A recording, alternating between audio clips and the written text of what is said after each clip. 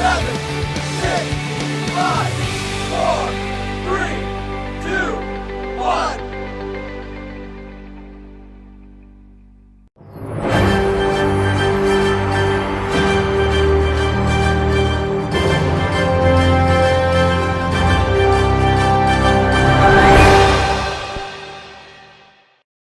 Good morning, FHS. We got a wonderful show for you today. I'm Caleb Truman. And I'm Jace Dennison. First up, we have Incubator's final pitch, FBLA State, the Teacher of the Year banquet, The renovation of the snake enclosure, and an interview with Mr. Rubel about his retirement. All this and more on BKTV Live.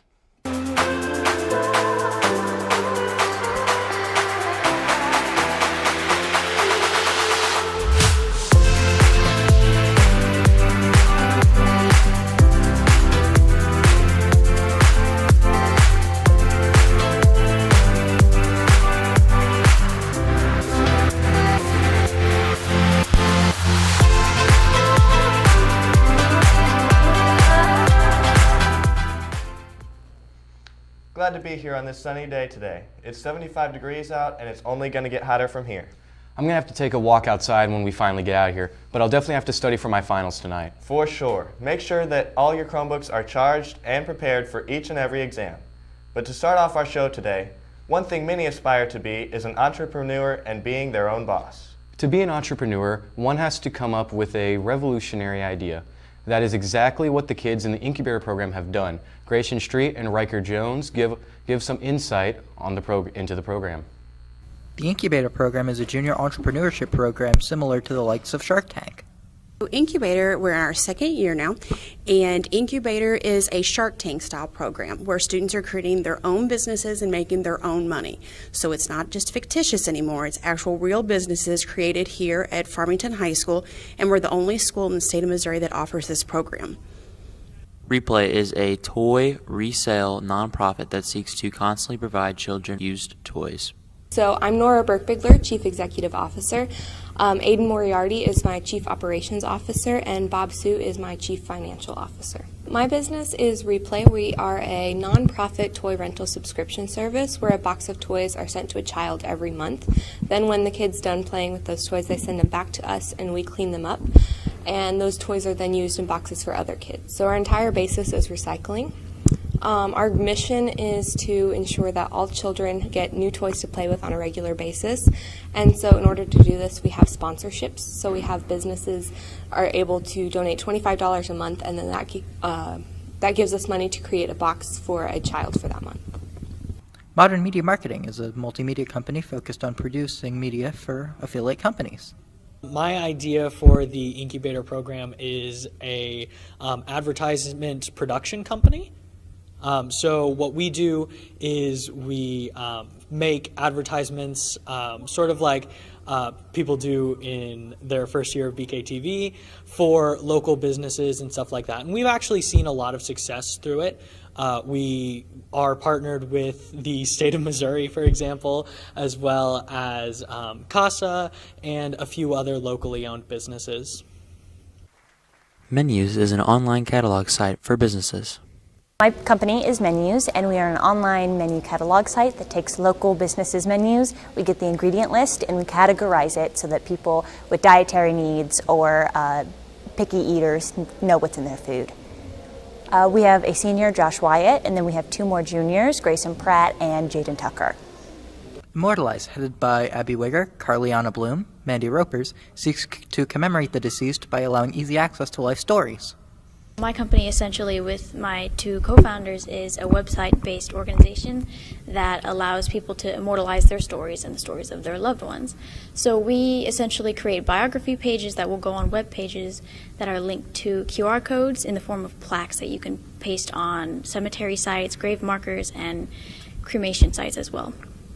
When all dust was settled, Team Immortalize won and received the $2,000 cash prize. I'm really happy that our idea won. We were not really expecting it to. We thought another company, Modern Media Marketing, was going to win. They had an amazing idea, and they've absolutely had the most sales in our incubator program. But Carly, Mandy, and I are really excited that our group won and that we get the $2,000 to help further our company. Congratulations to Team Immortalized for the big win. This has been Riker Jones. And Grayson Street. Signing out from BKTV. The Incubator Final Pitch certainly has shown itself to be a competitive event, and all businesses were masterfully crafted. Congratulations to Immortalized for winning the $2,000 grand prize, and good luck to all incubator groups in their future careers. The Farmington chapter of FBLA went to state and won over 10 state awards and are on their way to compete in nationals. Brandon Arena, Alton Medlin, and Rocky Killian interviewed Yip Fan and Reese Beckett on the event and the awards they received. Many students in the Farmington chapter of FBLA have won awards at the State Leadership Conference. We asked Reese Beckett and Yip Fan what FBLA is and what it means for them. FBLA stands for Future Business Leaders of America. It's an organization that works with high schoolers, middle schoolers, and even college level students to kind of encourage them to take initiative in their professional development as well as just their character development too. I won first place in website design and second place in economics. For website design, I had never coded anything before, so I really didn't know what to expect. I just used like kind of basic programming languages though, so it was kind of difficult to try to make those like rudimentary methods look kind of more advanced. And I think also there was a huge learning curve with trying to figure out how to answer their questions as well. I think I will do pretty well at nationals. I'm pretty prepared, and I have some updates that I'd like to make to my website as well, so I can be prepared for the national level. I've also talked to past FBLA members that place at nationals, and they've kind of guided me along the way. I think state was very phenomenal, actually. Before the award ceremony, I predicted, like, oh, I think our chapter will get 10 trophies, and we did end up getting 10. And I think everyone put a lot of work and effort into their individual events and their group events, and I'm very proud of how we did. I think my favorite part about state was listening to Morris Morrison. I mean, like, I know he was controversial, but I did kind of enjoy his talk, and I think a lot of us bonded over what he had to say. Reese Beckett is another member of FBLA who went to the State Leadership Conference and won an award. FBLA to me is a chance to really get my foot in the door of like what the real world is like, to experience things that you don't really find even in our business classes here at Farmington. Job interview is a very, very popular event. You can't go into it cocky, but you can't go into it not confident. So finding a comfortable level there was kind of difficult. I got third place in job interview at the state. I think I will do well enough that I'll be pleased because I was pleased with state. I'm very happy with state. I did 2 events and one of them did not place, and that's okay. But I really wanted to do well with job interview, and I did, and I'm very happy with that. Congrats to all the people who won awards at state. As for those who qualified for national, I hope to see you on June 27th through 30th in Atlanta, Georgia. That's been Brandon Arena, Rocky Killian, and Alton Medlin, reporting to you from BKTV. Wow, congrats to all the state winners and good luck at nationals. Every year, the Farmington School District holds a Teacher of the Year ceremony. Libby Abel and Hayden Melton have the story. Once a year, every school in the Farmington School District selects a Teacher of the Year and then selects a district winner between every school. Teacher of the Year is a wonderful program that we have. CTA sponsors it in partnership with each building. Each building is able to nominate specific people in their building that they believe go above and beyond in very specific areas. After the nomination occurs, then they will take that to a vote within their building. After the vote goes to their building, then they nominate a building Teacher of the Year for their specific campus. And then CTA brings everyone together, uses a scoring rubric that the state of Missouri has us do for either a regional center or a statewide center. And then we are able to actually celebrate who we have as our district Teacher of the Year. So it's an honor. It's a way to celebrate teachers. Years now, but 5 years ago she came in as a substitute teacher. And it was about midway through the school year, and we had a teacher who was unable to finish out the school year. And so she picked up that classroom, and it's an overwhelming but amazing honor. I appreciate my colleagues noting the hard work that I do, and it wouldn't be possible without all of them. Then, at the end of the banquet, the District Teacher of the Year is announced. 2023 District Teacher of the Year, we would like to congratulate Mrs. Tasha Henrich. It's fantastic. It's very validating. I've been doing this for 15 years, and getting recognition for something that I'm very passionate about it's fantastic. Because I chose teaching not just as a career. I'm a lifelong learner, so I expect my students to be as well. So it feels more as just a life choice than a career choice. This has been Libby Abel and Hayden Milton signing off for BKTV. Congratulations, Amy Martin and Tasha Hendrick as High School Teacher and District Teacher of the Year. Now moving into our real world news segment, Stuff That Matters. Our first story concerns an update to Missouri texting and driving. In Missouri, a new law was just passed through the House and is currently awaiting the governor's signature. This law will apply to drivers and their phone habits. This law will prohibit hands-on phone calls during driving. However, drivers will still be allowed to make hands-free phone calls. The current texting and driving law only applies to people under the age of 21. Additionally, the law will allow sales taxes to be paid at a car dealership. This comes in response to the number of vehicles on the road with expired license plate tags. Our next story concerns the debt ceiling. Recently, there have been a lot of concerns that the U.S. will default on our debt. This has caused great concern and would be unprecedented and an alarming consequence of ever-increasing amount of debt that the U.S. is facing. After speaking with the leaders of the Republican and Democratic Party, President Biden has announced that the U.S. will not default. After this close scare, leaders from both parties are coming together in an attempt to lower the U.S. debt, which currently stands at $31.4 trillion. The upcoming G7 summit will be held at Hiroshima, Japan. The G7 is a semi-annual meeting between world leaders to discuss present-day issues and promote unity. Leaders from the U.S., Japan, Canada, Italy, Germany, France, and the UK will meet, and the primary focus of the discussion will be the ongoing war in Ukraine. Ukrainian President Vladimir Zelensky is expected to push for more support in the form of weapons. In sporting news, Grizzly star Ja Morant is expected to be suspended for the second time in 2 months following a controversial Instagram Live, in which he is clearly seen in the passenger seat of a car with a handgun.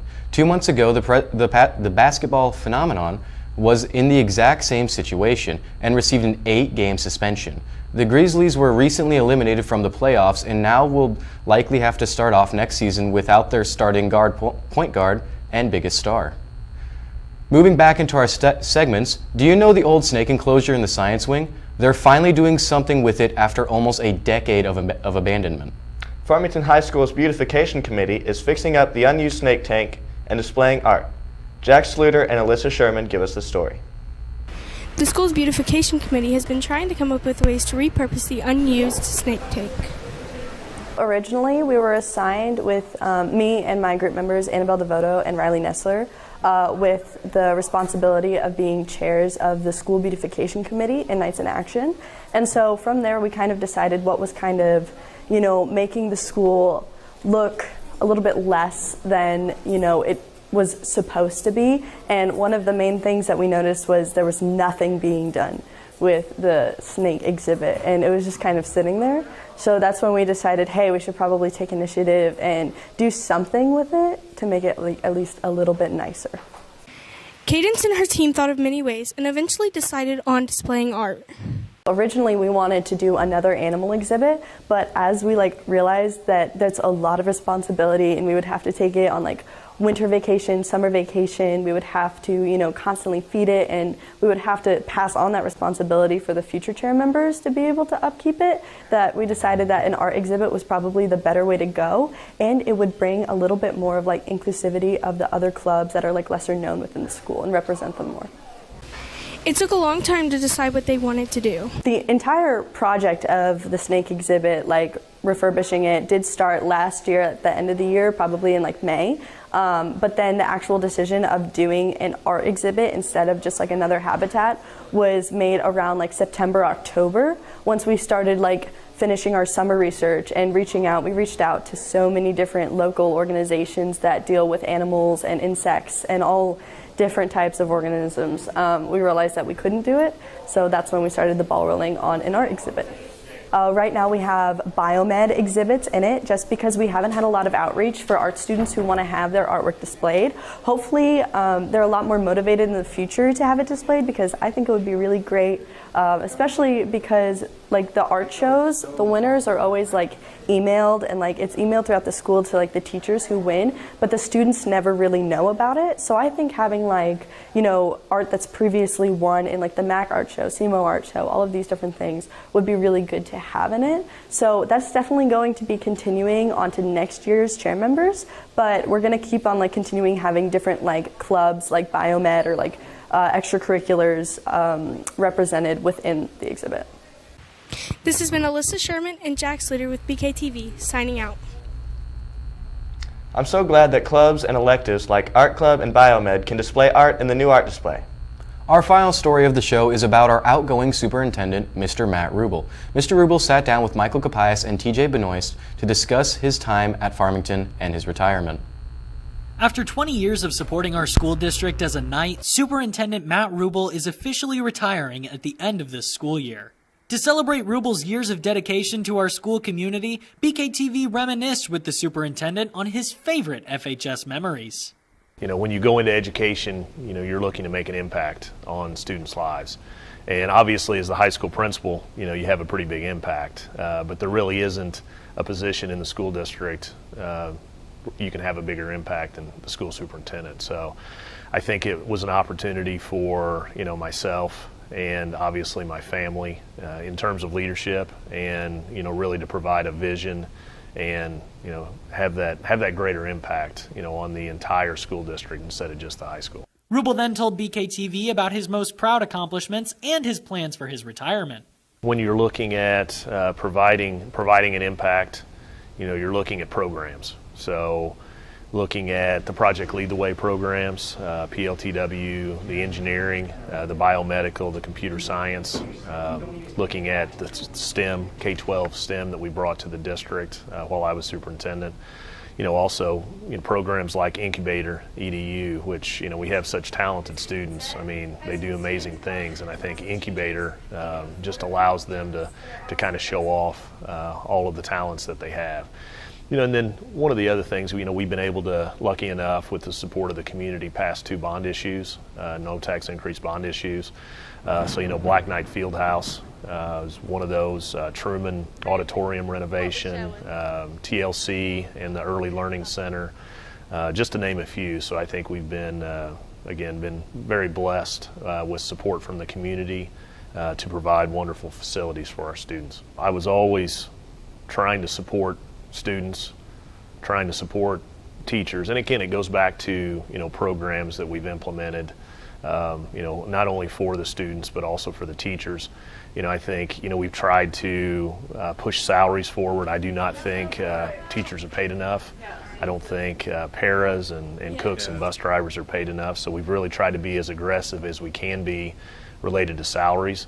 So I think just that, I guess my legacy would be, you know, that I was always there for the students and the staff. You know, we've done great things, but, you know, I plan to be in this community for hopefully the next, you know, 30 or 40 years. So I want to see us continue to excel and continue to do great things. Plan to, my wife and I, Misty is also retiring from the school district, so we plan to travel in all of those times that you can't travel as an educator. You know, especially the fall and the spring. So looking forward to traveling, and then also looking forward to watching JP, you know, my son plays basketball and golf up at Fontbonne University. So looking forward to being able to travel with him and watch him compete as well. BKTV would like to extend a special thank you to Mr. Rubel for his many years of service. And be sure to check out the full version of this video available on our YouTube later today. And as always, go Knights. Go Knights. And as always, go Knights. And as always, go Knights. Go Knights. I like it. And as always, go Knights. And as always, go Knights.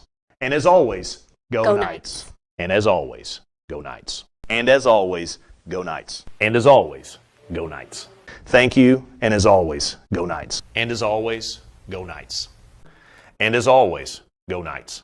And as always, go Knights. And as always, go Knights. And go Knights. No go Knights?